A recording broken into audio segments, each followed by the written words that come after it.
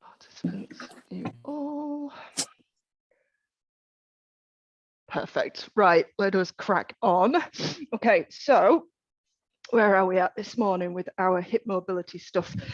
So you come into a long sitting position on your mat. So on your bum, legs out nice and long in front, feet and knees together. You might just need to play with your hand position for the first couple, just till you get a feel for what we're doing, especially if you've got longer legs than the average bear. You know who I'm talking to. So your hands are going to go, for me, it's roughly just outside my hips. You'll see what I mean when we get going. But what you're going to do, you're going to push down into your hands. So your butt just kind of leaves the floor a little bit. And then you're going to push with your hands, pull with your heels, and come to a butterfly position. So you're going to bring your heels close to your bum. And this will help you sort out your arms. Once you're there, open the knees into that butterfly stretch. So you feel maybe a little bit of a stretch into the groin. And then lift the chest up. So you're opening the chest, squeezing the shoulder blades together at the back. So just getting a little bit of extension. Then you push into the hands, push into the heels, and scoot your butt back between your hands. Yeah, and if you need to kind of alter anything, by all means do, but your arms are going to stay straight. So we're going to make that a little bit quicker. You know, lift your butt. I'm going to scoot forward. Open the legs. You could give them a wiggle. Heels together, toes together, so soles of the feet together. It's just your typical butterfly stretch, and then lift the chest. And then push into the feet, push into the hands, and scoot back to where you were before. That's it. Lift the butt, scoot forward as far as you can, put your butt down, open the knees towards the floor as far as they'll go. I like rocking from side to side. I just like to keep it moving. Lift the chest, lift the chin if you wish, and then scoot back. Got one more to do. Lift and scoot forward. See if you can get your butt any closer to your heels. Give the legs a little bit of a wiggle and open the chest, breathe. And then scoot back. And from there, I'm just going to turn around. You guys can kind of stay where you are. But from where you were there, bring your feet in like you're at the bottom of the squat position. So maybe a little bit wider than hip distance. Maybe feet are turned out a little bit. So if you were off your floor, which you will be in a minute, you'd be in a squat position, right?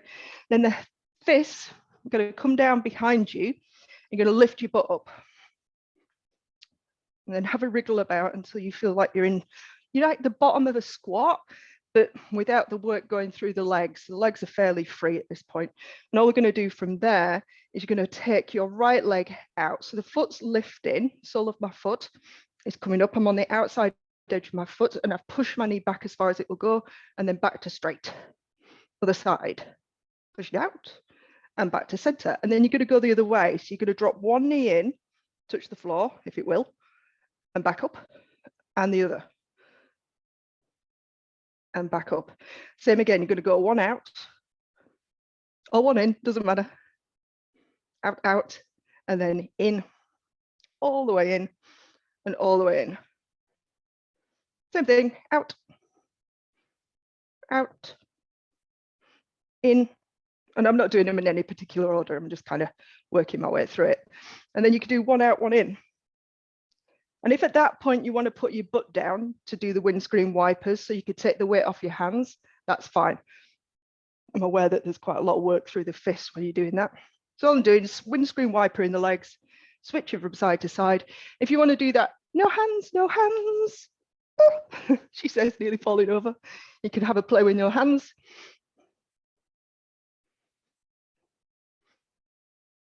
And just kind of moving about. Again, it doesn't matter what it looks like. It's more a case of just getting the hips moving.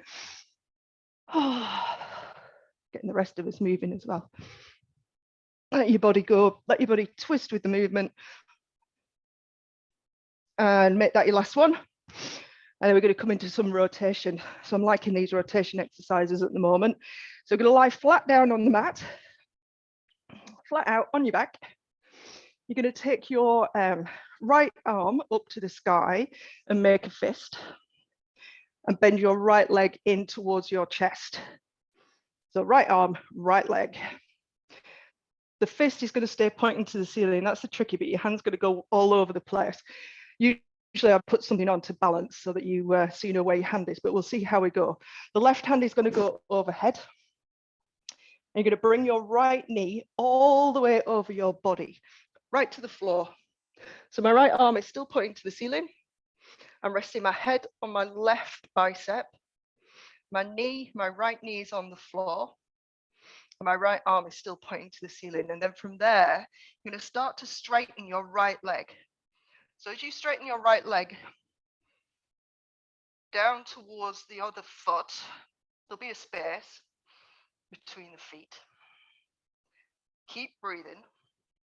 And then you're going to inhale, and as you exhale, you're going to bring that top right hip bone further towards the floor. So in other words, you're going to twist your right hip bone closer to the floor, but keep your fist to the sky. So it's an inhale to hold, and an exhale to rotate that little bit further, aiming your right hip bone towards the floor. Inhale to hold, and exhale to rotate that little bit further. Inhale to hold, last one, exhale, rotate that little bit further. And then untwist your body, bend that top knee, take it back over, and we switch and do the other side. So I'm going to turn around on my mat so I can see you guys. So this time it's going to be left knee in towards the chest, left fist to the ceiling, right arm overhead, left knee comes all the way across the body. Rest your head on your bicep. You straighten, it doesn't need to go all the way straight, but you straighten in your top leg. Make sure that your fist, you see mine was going back there as well. Make sure it's towards the ceiling. Imagine you've got something heavy in your hand, that's eventually where it goes. Okay, and then same thing, you're going to inhale here to hold, and then exhale, you're going to twist your top hip down towards the floor. I was going to say ceiling then. Good luck with that. Inhale to hold, and then exhale, twist that little bit further. So the hand to the ceiling is keeping you honest. If you let it come down, you'll find you've got more twist through the hip. But what we're aiming for by keeping the fist to the ceiling is that you're rotating your pelvis independently, is the word I'm looking for, of your rib cage. One more breath, inhale to hold, and exhale, twist that little bit further, and then release all the way back over and come out of it. Oh, have a wiggle if you need to. And then we're coming into our side plank. So I was going to do this on the elbow, but to be honest, Donnie, you've probably done me a massive favor because I prefer it on the hand. It's just sometimes a bit more tricky to set up, but we'll see. So if you were going to do a side plank on your elbow, it's a lot easier to get everything in a straight line. So when you come up onto the hand, we're going to bend the knees. You want your knees in line with your body. So you don't want them in front of you. They want to be as in line with the body as they can be. It's kind of tricky to set up all in one line when you're on the hand, but we'll see how we go. So knees are bent. As you can see, my hand isn't under my shoulder, it's further out. And you'll see why in a minute. And then from there, you're going to straighten the top leg. So the top leg is going to lift, just so it's parallel to the floor. And you're going to use your bottom leg to lift you up into your plank. So essentially, you're going to push into the hand, the knee, and come up into a plank. So I'm lifting the underside of my waist, top leg still hovering, and bottom leg is pressing down into the mat. And then I press further into the mat, press away with my hand and knee. So I travel in the direction of my lifted leg. So what that looks like is a push and then a release. Yeah, a push and a release. Everything's still staying lifted. And you'll notice really all that's happening is my bottom leg, my supporting leg is kind of going more vertical and then back to a 45-degree angle. So it's more of a dynamic, modified side plank. It'll take us where we want to be next week. I'm going to do 2 more. This is your last one. You're going to hold it, the top of that position, and you're going to slowly small lift and lower of the top leg while you hold. Make sure you breathe in. Last 2. Last one. And then lower all the way down to the mat, and then we switch sides. So So same thing again, you can kind of get organized a little bit in an elbow plank if you wish, and come up onto the hand and then bend the knees, whatever kind of makes sense to you. Top leg goes out long. Feels awkward on this side. We've got one side that feels awkward to you guys as well. Lift the top leg up so it's just parallel to the floor. Top hand, wherever it makes sense really. But from here, pick yourself up into your plank, side plank. And then same again, I'm going to push away with the hand, down with the knee, and travel in the direction of the top leg and back to square. And again, push away. Keep it going. As much as you can, try and make the movement come from the knee and not just the arm. So you're not just pushing with the arm, you're actually pushing with the knee as well. And give you that work into that lower glute. And this next one, take it up and hold, small lift and lower that top leg.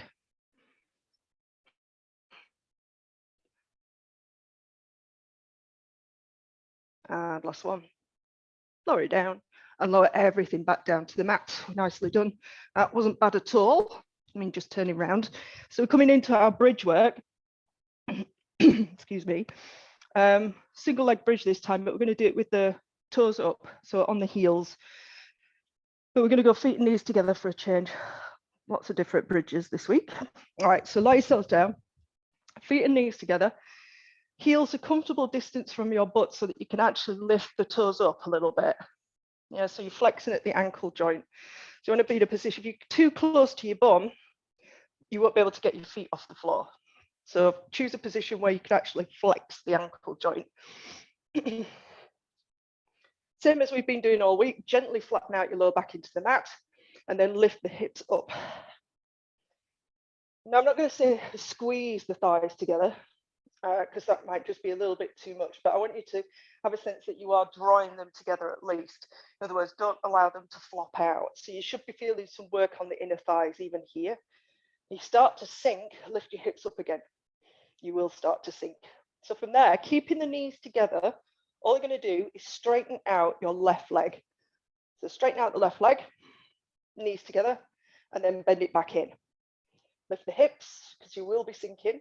Straighten out the right leg, bend it back in. You get the idea. We're just going to keep switching. Left to right.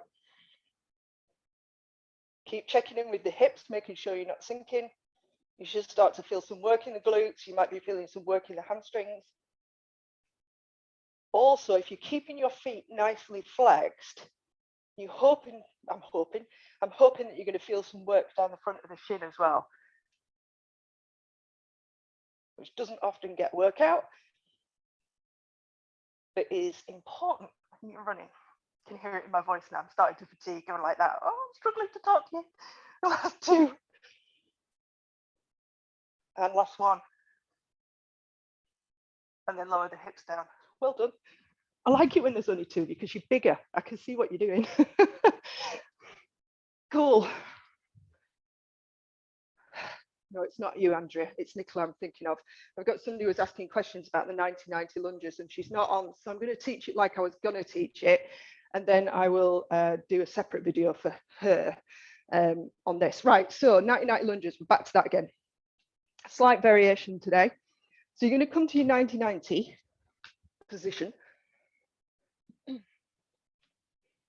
So I'm not going to do the knee hover from here and wear you out because we've got something different to do. I'm going to get into the calves today. But what I want you to do from here is keeping your feet where they are. Tuck the toes under at the back if you haven't already. Keeping your feet where they are. Bring your hands down either side of your front foot. And you're going to come to standing. You might feel fairly unstable. Or you might be falling about all over the place. But what this gives you is an idea of just how long and wide your lunge position actually has to be in order for you to get to a 90-90 lunge. And what it's going to do is it's going to keep, hopefully, it's going to keep you, when you lunge, it's going to keep you from doing this. Yeah, so bringing the shin forward. So what I want is a vertical shin. And for our purposes, this is just not like anything's wrong or there's a better way of doing it. There's a better way of doing it if you're looking to achieve something, which I am, which is keeping you more in your muscles of your leg rather than straining the knee forward. So just having to play with this here, thinking again about going straight down as best you can. There's a lot of weight through my front heel, so I can really connect into the glute. That's kind of where you're after it, here in this front leg glute. You don't have to go all the way down. You can make them baby ones. There's some value in keeping them small as well. Or you could take it all the way down and all the way up. Go about halfway down on this next one and hold. And then from there, we're back to our heel lift. So you can see my front shin's vertical, hopefully. Keep it like that. Lift up your heel and lower it back down. Lift the heel, lower it back down. You get the idea. So working into the calf muscles that work when your knee is bent. There's some that work when the knee is straight. There's some that work when the knee is bent. This is just loading them up. The muscle that works when the knee is bent is the one that's vital for running. Last two. And last one. And then slowly up. And unfortunately then we have to come back down and set up on the other side. So find your 90-90 position. When you're ready, hands come down either side, just to get, it's like you're just pushing yourself up. Yeah, so you're not putting all that weight through the legs to come up to vertical. And I've got too narrow, I'm going to sort that out. It's better. Okay, and so again, once you're up there, practice the up and down bit first. Straight up, straight down.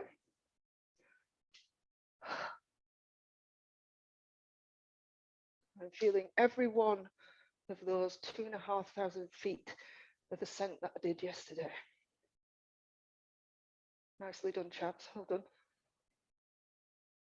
Sturdy away. So what, maybe 8 on each side. And then let's hold. And maybe 8 calf raises.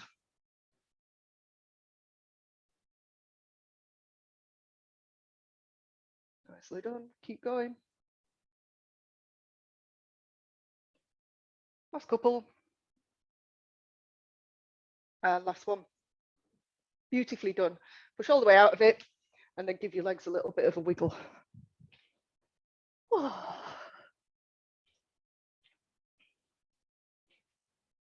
Okay. So like I said, next week we're going to move into bands. But this week we're practicing the movements that we're going to use the bands on anyway. So the balance and standing work. I'm going to come off my mat actually. Give myself a fighting chance with the balance work. If you're on a carpet, it's added challenge. Okay, are we ready? So feet and knees roughly together. And then from there, you're going to take all your weight onto your right leg. So I've just gone loose through this left leg. Bend it slightly, lift it slightly, but it doesn't need to be coming up towards your chest. Then slightly bend the right knee. I say slightly, you'll find your angle. You want to bend through that right knee. Yep, cool. So we're just checking in with balance. Hopefully everything else is nice and loose. Arms are loose, etc. You're just holding for a moment there. And then the left leg, the one that's free, I like prayer position when the hands are just clasping them into my chest, just get them out of the way. So you're sinking into that right side. And then you're going to slowly reach the left leg out straight.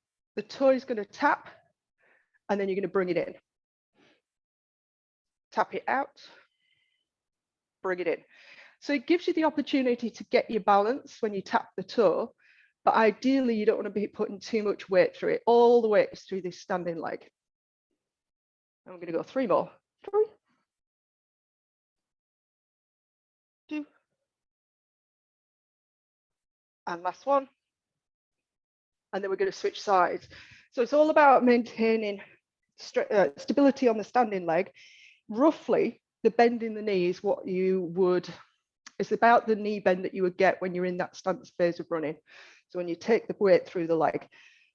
So that's why we're doing it. So again, left leg this time, right leg bends, Left leg bends. You're hovering. Just pause for a moment. Just check in with your balance. Make sure you're breathing. Make sure your shoulders are not up by your ears. And then same again, we're going to tap out to the side. Everything else stays stable. And bend in. And again, tap. So one of these, the slower you go, A, the harder it is, but the B, the more benefit you get.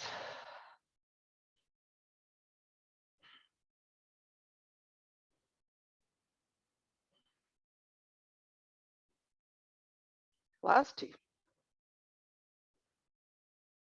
And last one. And coming on up. Well done. Okay. We'll switch sides. This time, instead of tapping out to the side, you're going to tap behind the body. So it's more of a challenge for the outside hip muscles. Can't remember what foot I did. Were we on the right? Yeah, we were on the right, weren't we? So switch. So all the way through the right leg, left leg lifted. Hands again into the chest, get them out of the way. You can have them on your hips, wherever makes sense, really. So from there, again, you're sinking onto that right side, and then the left foot is going to reach as far behind you and over to the right as it can. And touch, and then bring it back. Same again, reach it behind, trying to keep the rest of you stable and straight. And then it comes back in. Reach and return.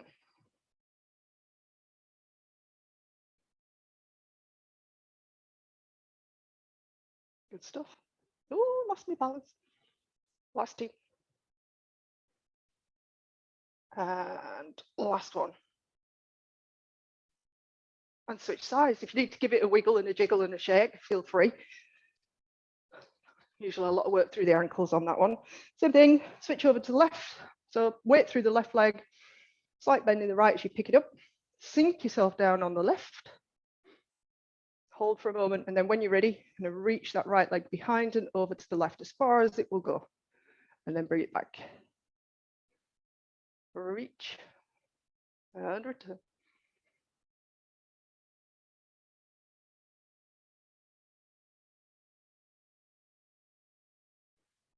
As much as possible, make the movement come from the legs and not twisting of the torso or anything else. And go 3 more. Last 2. And last one. Brilliant. Good, good, good, good. At some point this week, I'm going to do it tomorrow. I'm not going to do it today. I'm going to teach you the single leg deadlift in full. But for today's purposes, we're going to come back down to the mat. We're going to finish off with a stretch for all those hip muscles that we've just worked. Yep. Okay. So once everybody's down, you want to be, as much as you can, 90-90 at the ankle, the knee, and the hip. Everything at angles. Now, if you get to that position, you find that you're kind of collapsing or falling over, then you make those angles tighter, and that will let you sit upright, yeah? So wherever you need to be, but if you can get to 90-90 or thereabouts, that's great. If you need to tighten the angles so you can be upright, that's okay too. And then you're going to take your chest forward over your front foot. So tent the fingers so that you can give yourself some balance as you lean forward.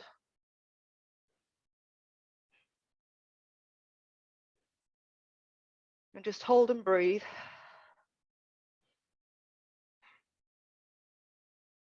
And then release and come back upright. And then the same thing, but instead of going over the foot, you're going to go slightly, well, in between the foot and the knee, let's call it that. So you're going to twist your body and take your chest between your knee and your foot. You might not get very far. Yeah, it's not about how far you get. It's just the different positions of the hips again. So wherever you need to be. Sometimes it's not, I kind of like grabbing hold of whatever I can, ankle and shin, and kind of using that to pull myself into it a little bit deeper, but whatever kind of feels right for you. And then release out of that, and then take your body all the way around. If you see your left leg that's in front, you're taking your body left and rotating around. Going as far as you can, plant the hands, pull yourself around into a nice rotation twist. Twisty, stretchy thing. Again, just breathe while you're there. And then releasing, we switch sides. So same thing on the other side, 90-90-ish. You might find you've got one side that does that better than the other, as per usual. And then the same thing here. To start with, tent the fingers, and you're going to bring your chest towards your front foot. Breathe and hold. And when I say hold, you can probably see me wiggling. I'm not a great fan of static stuff. I kind of prefer to be wiggling. So I'm kind of just shuffling and wiggling about all the time, finding the nippy bits or the bits that need a good wiggle. And then release. And then same thing, you're going kind of going off on that angle between your knee and your front foot. You can push, you can pull with the shin and the opposite ankle, or you can reach and work your hands forward. Try not to reach with the head or the neck. You're kind of reaching with your chest. Might mean that you don't go too far, that's okay. And then again, release. And this time you rotate in the direction of the front knee. So you twist it to the right. Oh. Twist and hold and breathe. It's the breathing that makes it active here.